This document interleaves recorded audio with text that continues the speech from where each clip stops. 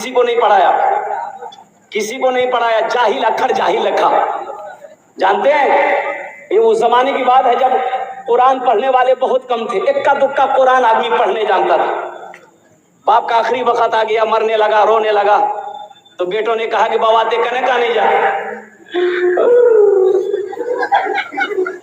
तो बाप बोली कि बेटा हम सिर्फ दौलत कमाए, आखिरत नहीं बना पाए। मैं रो इसलिए रहा हूं कि अल्लाह पूछेगा, मैं क्या जवाब दूंगा। सोना चांदी तो मैंने कमाया, लेकिन कब्र के लिए तैयारी नहीं कर पाए, ना कब्र के लिए ना हशर के मैदान के लिए। मैं अल्लाह को क्या मुंह दिखाऊंगा। डर लग रहा है बेटा, मुझे डर लग रहा है। लेकिन एक वसीयत है मेरे बेटों, मेरे मरने के बाद ये वसीयत पूरी करोगे। तो बेटों ने कहा कि अब्बा बोलिए तो सही क्या वसीयत है। कहा कि बेटा जब मैं मर जाऊं ना तो मेरे पल्ले तो कुछ अमल है नहीं, ना नमाज है, ना रोजा है, ना ज़कात है, ना सदका है, ना खैरात है, कुछ नहीं है बेटा। हम कुछ किए ही नहीं दुनिया में।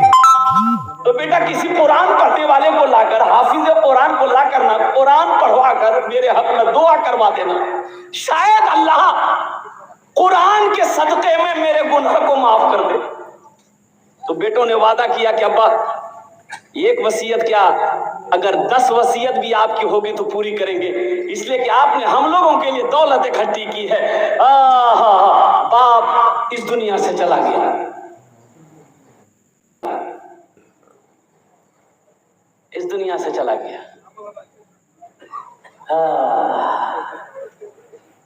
इबादत करो तुम,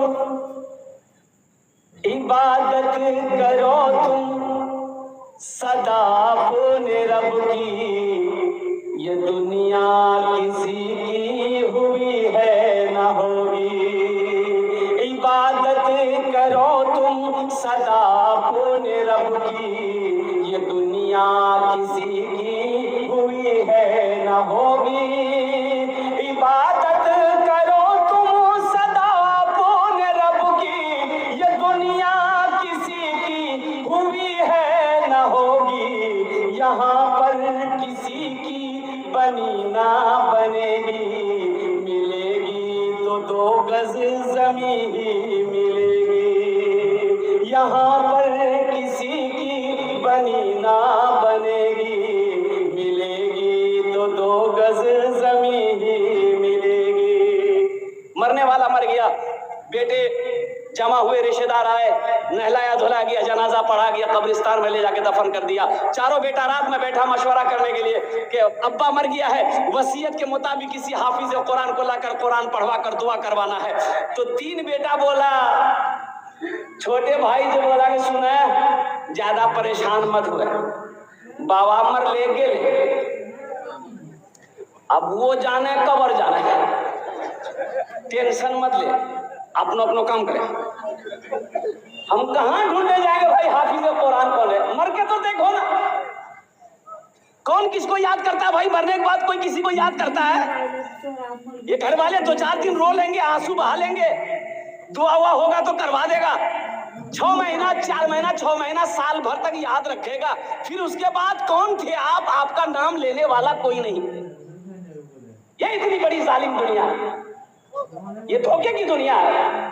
दुनिया की हकीकत मच्छर के पर के बराबर नहीं है। मुस्तफा कायनात सल्लल्लाहु अलैहि वसल्लम ने इरशाद फरमाया, ये धोखे की दुनिया, निकलो दुनिया की मोहब्बत को दिलों से निकालो, अल्लाह अल्लाह के रसूल की मोहब्बत को दिलों में बसाओ। छोटा बेटा ना बोला कि नहीं आप लोग मत जाइए, लेकिन हम जाएंगे। पूर्णिया में हाफिज नहीं मिलेगा, हम कटिहार चले जाएंगे, सुपौल चले जाएंगे, मधेपुरा चले जाएंगे, दरभंगा चले जाएंगे, जहां मिलेगा लग पकड़ के लेंगे। निकल गया, सुबह हुई निकल गया, चला गया मधेपुरा। देखा एक बाबा गली में भीख मांग रहा था और कुर्बान जाए। छोटा बेटा चला गया, निकला मधेपुरा चला गया। एक बाबा से मुलाकात हो गई, बाबे से मुलाकात हो गई, भीख मांगने वाले से मुलाकात हो गई। कहा कि बाबा आप गली गली घूमते हो, आपकी नजर में कोई हाफिज कुरान है, कोई कुरान पढ़ने वाला है? तो बाबा ने कहा कि बेटा बात क्या है? कहा कि मेरे अब्बा की वसीयत थी, मेरे मरने के बाद किसी कुरान पढ़ने वाले को लाकर कुरान पढ़ाकर दुआ करवा देना। तो बाबा ने कहा कि तुम्हारा घर कहाँ है? बोला कि मेरा घर पूर्णिया। तो बाबा ने कहा कि पूर्णिया में कोई कुरान पढ़ने वाला नहीं मिला? बोला कि ला यही तो मुसीबत है, अगर पूर्णिया में कुरान पढ़ने वाला होता तो हम मधेपुरा कहे के लिए आते। तो बाबा सोचने लगा कि रे बा ये तो बड़ा अच्छा मौका है। जब पूर्णिया में कोई कुरान पढ़ने वाला नहीं है तो कहे ना हम हाफिज कुरान बन जाए। अरे गलती कोई पकड़ लेगा?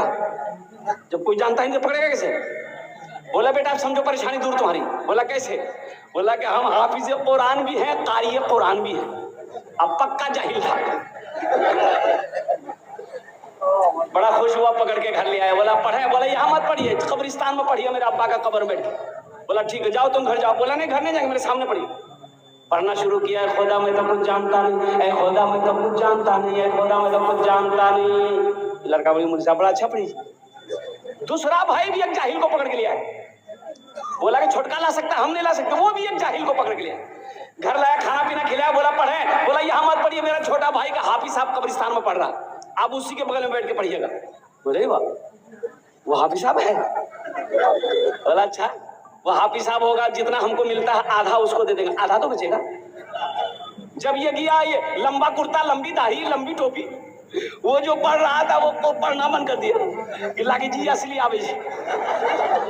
ना ये असली था ना वो असली था। बस जाके ये बैठा, सलाम दुआ हुई, बैठा।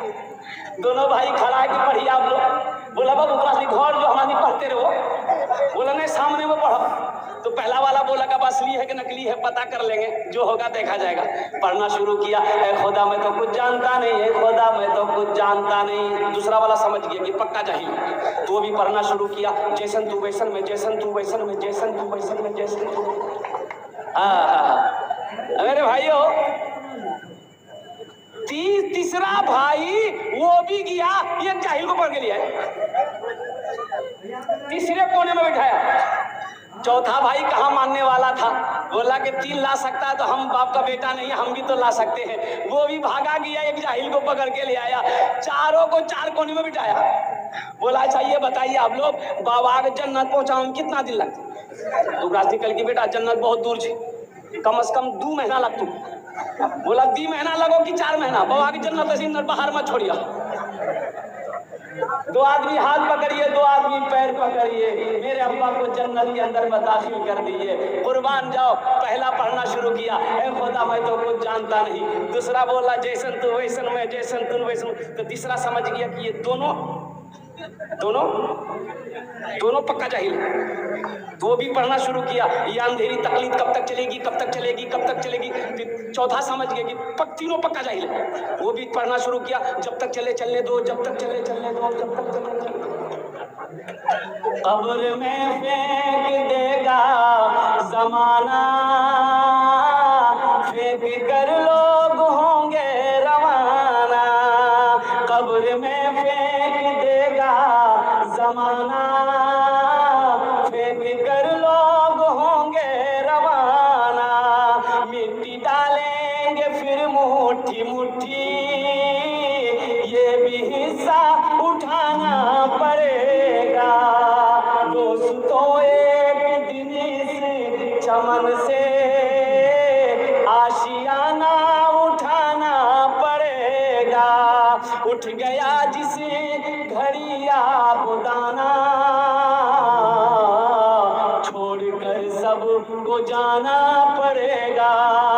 उठ गया जिस घड़ी आबुदाना, छोड़कर सबको जाना